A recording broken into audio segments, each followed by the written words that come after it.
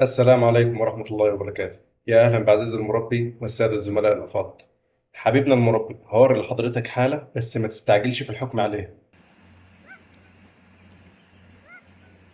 سامع عمنا المربي بيقول ما هي باينة يا عم الدكتور، دي اي بي صريح. لا يا عم المربي، كنت عارف انك هتستعجل. انا اول ما شفت الحالة دي ظنيت زيك كده، لكن ولانه الف به طب بيطري لازم تمسك الحالة تعمل لها فحص مبدئي، وده اللي اول ما عملته لقيت ان الحوصلة مليانة علف زي ما حضرتك شايف، وبدأت اشرب الكتكوت ده بالطريقة دي. طبعا الكتكوت ده من كتر ما هو صحته ما شاء الله حلوة دخل على العلف بغشم لحد ما حوصلته اتملت بزيادة. الحوصلة والمريء لما اتملوا ضغطوا على القصبة الهوائية فمش عارف يتنفس. لما ساعدته انه يشرب وبعد كذا محاولة وبدأت أحرك العلف من الحوصلة بصوابعي شوية بشوية بدأت المشكلة تتحل، وده شكله بعد ما حالته اتحسنت. المغزى من الفيديو يا صديقي ما تتسرعش في الحكم على حالة مرضية.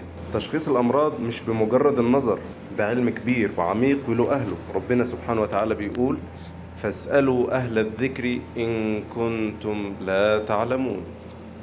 تحياتي دكتور المنتصر بالله، طبيب المزرعة.